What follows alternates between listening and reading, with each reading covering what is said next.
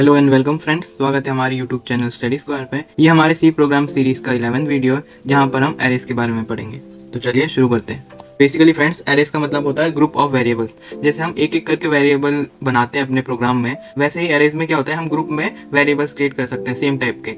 मतलब जैसे हम पहले integer a is equal to 15, integer b is equal to 16, integer c is equal to 18 करके तीन अलग अलग वेरिएबल एक एक करके बनाते थे। लेकिन एरेज में क्या होता है, हम इकट्ठा ये वेरिएबल्स बना सकते हैं, जिससे क्या होता है हमारे कोड में लाइन सेव होती है और ज़्यादा स्पेस भी ऑक्यूपाई नहीं होती। तो डेफिनेशन देख लेते हैं। Arrays are used to store multiple values in a single variable instead of declaring separate variables for each value. जैसे कि मैंने कहा, बार बार अलग अलग वेरिएबल्स बनाने के बजाय आप एक एरे बना सकते हैं जहाँ पर आप एक ही टाइप के वेरिएबल्स की वैल्यू स्टोर कर सकते हैं। तो चलिए देख लेते हैं इसको क्रिएट कैसे करते हैं। To create an array, define the data type and specify the name of array followed by square bracket. मतलब पहले हमें डेटा टाइप लिखना पड़ेगा, फिर अपने एरे का नाम देना पड़ेगा और यहाँ पर थर्ड ब्रैकेट का इस्तेमाल करेंगे, जिससे प्रोग्राम को पता चलेगा ये नॉर्मल वेरिएबल नहीं है, ये एक एरे है। Further, to insert value to it, use comma separated list inside curly brackets and make sure all values are of the same type। मतलब और हमारे एरेज में वैल्यू स्टोर करने के लिए हमें कर्ली ब्रैकेट के अंदर कॉमा डाल के अलग अलग वैल्यू को स्पेसिफाई करनी पड़ती है। चलिए एक एग्जांपल से हम समझ लेते हैं। ये देखिए, पहले हमने इंटीजर का एक एरे बनाया जिसका नाम दिया माय नंबर्स। फिर कर्ली ब्रैकेट के अंदर हमने चार वैल्यूज को असाइन करा। मतलब एक ग्रुप ऑफ कोड बनाया हमने और उसमें चार अलग अलग वैल्यू को हमने स्टोर करा। अगर हम ये चार वैल्यू अलग अलग लिखते तो हमको पहले चार अलग अलग वेरिएबल्स बनाने पड़ते, फिर उनकी वैल्यूज असाइन करनी पड़ती, जिससे कि ज्यादा स्पेस ऑक्यूपाई होता और कोड भी हमारा लंबा हो जाता। तो एरे यहाँ पे काम आता है जहाँ पर हमारा कोड जो होता है वो बहुत ही स्पेसिफिक हो जाता है और लेस स्पेस कंज्यूम करता है। अब एग्जाम्पल को देख लीजिए। पहले हमने माय नंबर्स एरे बनाया और फिर कर्ली ब्रैकेट के अंदर उनकी वैल्यू दी, और जब हमने वैल्यू रिट्रीव करना चाहा तब हमने माय नंबर्स कर्ली ब्रैकेट में 0 दिया। अब समझ लेते हैं हमने यहाँ पे 0 क्या लिखा है। तो बेसिकली गाइस, एरेज में जो हम वैल्यूज इनपुट करते हैं उनकी इंडेक्सिंग होती है। तो हमने यहाँ पे माय नंबर्स ब्रैकेट्स के अंदर 0 लिखा है। तो बेसिकली इसका मतलब होता है गाइस, एरेज में इंडेक्स होते हैं जिससे हम अपने वैल्यूज को रिट्रीव कर सकते हैं, और ये इंडेक्स 0 से लेके स्टार्ट होता है जहां तक हमारी एरे की लेंथ होती है। तो अगर हम बात करें इंडेक्सिंग की, तो पहला हमारा 0 कहलाता है, फिर उसके बाद ये हमारा 1 कहलाएगा, फिर ये हमारा 2 और ये हमारा 3 कहलाएगा। तो अगर हमने यहाँ पे 0 लिखा है तो इसका मतलब है आउटपुट में हमको 25 देगा। अगर यहाँ पे 1 लिखते तो हमारा आउटपुट आ जाता 50, और अगर 2 लिखते तो आ जाता 75, और अगर 3 लिखते तो आ जाता 100। हमने यहाँ पे एरे की कोई लेंथ स्पेसिफाई नहीं करी है, हमने यहाँ पे ब्लैंक दिया है। इसका मतलब हम इसके बाद एरेज में और ऐड भी कर सकते हैं विदाउट लिमिटेशन एरर। लेकिन अगर हम यहाँ पे अगर लेंथ दे देते हैं, जैसे कि मान लीजिए हमने यहाँ पे 5 दे दिया, तो इस एरे का लेंथ 5 तक ही इंक्रीज होता है। मतलब बस एक और डिजिट आप यहाँ पे ऐड कर सकते हैं, उसके बाद ये एरे पैक हो जाता है। इसके बाद कोई भी वैल्यू आप ऐड नहीं कर सकते। तो इसको एक बार प्रैक्टिकली करके भी देख लेते हैं, जिसके लिए हम यूज करेंगे विजुअल कोड एडिटर का। एरे परफॉर्म करने के लिए पहले हम एरे का टाइप लिखेंगे। यहाँ पे हम इंटीजर टाइप ले लेते हैं, फिर एरे का नाम दे देते हैं। मैं यहाँ पे ABC दे देता हूँ, और फिर यहाँ पे हम थर्ड ब्रैकेट लिखेंगे जहाँ पे हम साइज भी मेंशन कर सकते हैं, लेकिन हम यहाँ पे ब्लैंक रखेंगे, जिससे कि अगर हमें साइज बाद में इंक्रीज करने की जरूरत पड़े तो हम कर पाए। फिर इक्वल्स टू के अंदर कर्ली ब्रैकेट के अंदर हम अपनी वैल्यूज लिखेंगे। हम 4, 7, 6, 9 दे देते हैं फिलहाल के लिए, और फिर हमारे एरे से वैल्यू को रिट्रीव करके एक बार देख लेंगे। इसके लिए हम printf कमांड का इस्तेमाल करेंगे, और %d लिखने के बाद यहाँ पर अपने एरे का नाम,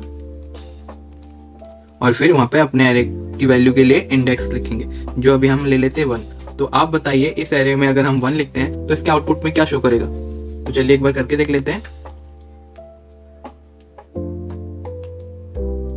सी आउटपुट में 7 आया, जो कि एकदम करेक्ट है, क्योंकि 0 एंड देन 1 मतलब इंडेक्सिंग के अकॉर्डिंग हमारा वैल्यू सेकंड पोजीशन है, जिसको हमने करके देख लिया। अब अगर यहाँ पे हम 1 को हटा के अगर 0 लिखते तो हमारी वैल्यू आती 4, जो कि फर्स्ट इंडेक्सिंग वैल्यू है। देखिए 4। अब हम देख लेते हैं लूप्स के द्वारा हम एरेज की वैल्यू कैसे रिट्रीव कर सकते हैं। मतलब जैसे कि हम एक एक करके अपनी वैल्यू निकाल रहे हैं, वैसे हम एक एक करके ना निकाल के हम एक लूप चला सकते हैं, जिससे कि हमारी वैल्यूज एक साथ आ जाए। उसके लिए हम क्या कर सकते हैं, एक लूप बना सकते हैं। जैसे कि आप एग्जांपल में देख सकते हैं, हमने एक लूप बनाया जिसमें इंटीजर आई लिया हमने, फिर इंटीजर को 0 से स्टार्ट किया और लेस देन 4 करा। मतलब हमारा लूप कितने बार चलेगा, 0, 1, 2 एंड 3, 4 नहीं चलेगा, और ये एक एक करके प्लस भी होएगा। फिर हमारा लूप हमने printf कमांड में लिखा, और यहाँ पे माय एरेज के इंडेक्सिंग में हमने आई लिखा। यहाँ पे हमने 1, 2 नहीं लिखा, यहाँ पे हमने आई लिखा, जिससे क्या होगा, हमारा एक बार लूप चलेगा और उसके बाद आई की वैल्यू प्लस होगी और उसके हिसाब से हमारी वैल्यू रिट्रीव हो जाएगी। इसको एक बार हम प्रैक्टिकली करके देख लेते हैं, जिससे आप अच्छे से समझ जाओगे। हम इस एरे में ही एक लूप लिख लेते हैं, फॉर लूप। जिसको भी फॉर लूप के बारे में नहीं पढ़ा वो हमारे पिछला वीडियो देख सकते हैं हमारे यूट्यूब चैनल स्टडी स्क्वायर में, जहाँ पर हमने C programming series for beginners 2025 की एक प्लेलिस्ट जारी करी है, जहाँ पर हमने डिफरेंट टाइप्स ऑफ लूप को अच्छे से पढ़ा है। तो यहाँ पे हम फॉर लूप का इस्तेमाल कर लेते हैं, जहाँ पर हम इंटीजर आई ले लेंगे और उसकी वैल्यू असाइन कर देते हैं 0 से स्टार्ट होगा और आई कब तक चलेगा वो हमारे साइज पे डिपेंड करता है। जैसे कि आप देख सकते हैं हमारे एरे साइज की वैल्यू कितनी है, 0, 1, 2, 3 एंड 4, मतलब हमारे एरे का लेंथ है 4। तो हम यहाँ पे लेस देन 4 लिखते हैं क्योंकि ये 1 से शुरू नहीं होगा, 0 से शुरू होगा और फिर आई प्लस प्लस, मतलब एक एक ये इंक्रीमेंट हो। और फिर कर्ली ब्रैकेट के अंदर हम प्रिंटफ लिख लेते हैं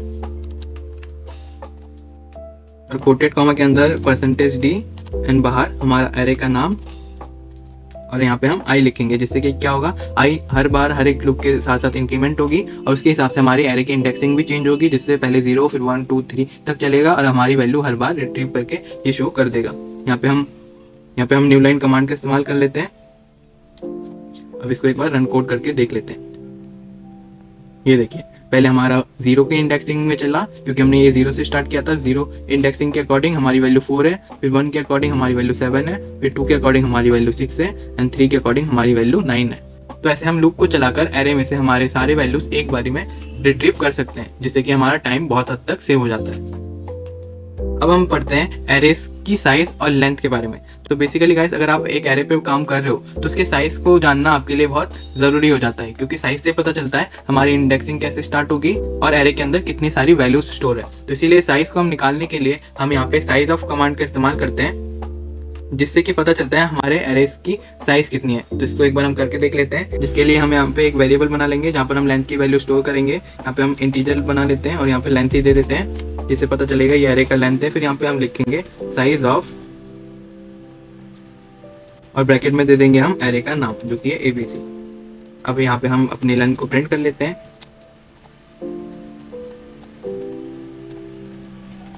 जिससे ये शो करेगा हमारे एरे का लेंथ कितना है। अब रन कोड करके देख लेते हैं। ये देखिए 16। अब आप बता सकते हो ये 16 क्यों दिखा रहा है, क्योंकि हर एक इंटीजर की वैल्यू इक्वल टू 4 बाइट होती है, जो कि हमने पिछले वीडियोस में भी पढ़ा है। तो अगर हम इसको 4 से डिवाइड करते हैं तो हमारी वैल्यू आ जाती है 4, जो कि एरे का एग्जैक्ट लेंथ है। तो ऐसे हम अपने एरेस का लेंथ देख सकते हैं, जिससे हमें पता चलता है हमारी वैल्यूज एरेस में कैसे स्टोर हुई है। अब आ जाते हैं मल्टी डायमेंशनल एरे। ये बहुत इंपॉर्टेंट है गाइस। इस टॉपिक में हम देखेंगे कि एरेस के अंदर हम दूसरा एरेस बनाते हैं, जिससे कि क्या होता है, हमारा डेटा 2D में डिफाइन हो जाता है, मतलब टेबल के फॉर्मेट जैसा। तो इसका एक बार डेफिनेशन देख लेते हैं। If you wants to store as a tabular form like a table with rows and column, you need to get familiar with multi dimensional arrays. मतलब अगर आप टेबल के अकॉर्डिंग अपने डेटा को सेट करना चाहते हैं तो आपको मल्टी डायमेंशनल एरे का इस्तेमाल करना पड़ेगा। ये बेसिकली गाइस एरेस के अंदर एरेस होता है, जिसमें हम पहले रोज को डिफाइन करते हैं एंड देन कॉलम। ये देखिए 2 डायमेंशनल एरे में क्या होता है, हम रोज और कॉलम के लेंथ स्पेसिफाई करते हैं, फिर उसके अंदर हम अपने डेटा को इनपुट करते हैं। पहला कॉलम हमारे रो को डिफाइन करता है और दूसरा हमारे कॉलम को डिफाइन करता है। इसीलिए आप देख सकते हैं ये हमारा फर्स्ट रो और ये हमारा सेकंड रो, जिसमें 3 अलग अलग कॉलम बने ऐसे।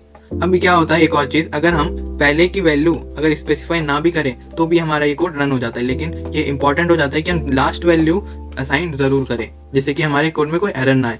इसको एक बार हम डायग्राम से भी समझ लेते हैं। ये देखिए पहले हमने एक रो बनाया, फिर उसके अंदर 142 को असाइन किया, जो कि यहाँ पर 142 बन के आ गया। फिर दूसरे रो में हमने वैल्यू असाइन करी 368, फिर ये 368 बन के आ गया। तो ऐसे हमारे टेबुलर रिप्रेजेंटेशन होती है। तो एक बार एग्जांपल से समझ लेते हैं। ये देखिए पहले हमने एक एरे बनाया जिसका नाम दिया मैट्रिक्स और उसके रोज और कॉलम को स्पेसिफाई करा, जिसमें 2 रो आएंगी और 3 कॉलम।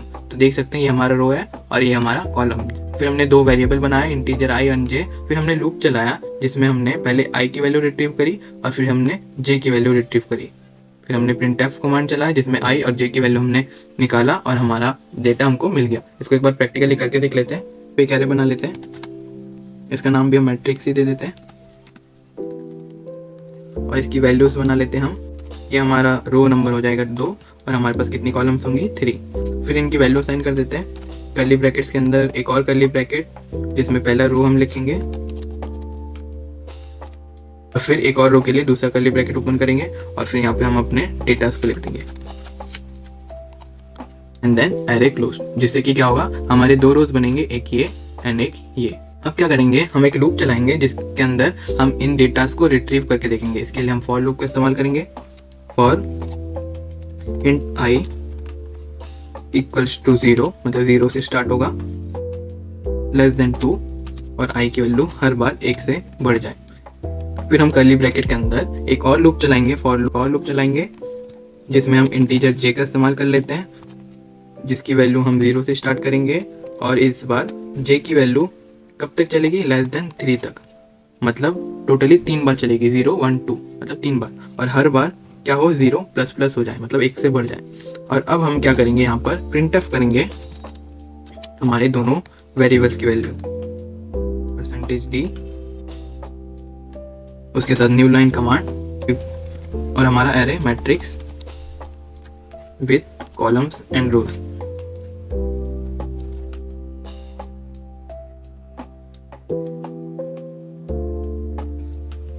पहले हमारा ये लूप चलेगा, उसके अंदर हमारा फिर ये कमांड रन होगा, जिसके अंदर हमारी सारी वैल्यूज प्रिंट हो जाएगी पहले रो की, और दूसरी बार जब ये लूप चलेगा जिसके अंदर हमारी सेकेंड रो की सारी वैल्यूज प्रिंट हो जाएगी। तो इसको हम रन कोड करके देख लेते हैं। पहले लूप में हमारे पहले रो की वैल्यूज आ गई और दूसरे लूप में हमारे दूसरे रोज की वैल्यू आ गई। तो ऐसे गाइस लूप का इस्तेमाल करके हम एरेज की वैल्यू रिट्रीव कर सकते हैं, जिससे कि हमारी सारी वैल्यूज एक बार ही लूप के द्वारा मिल जाती है। तो गाइस आज के लिए इतना ही था, मिलते हैं अगले वीडियो में।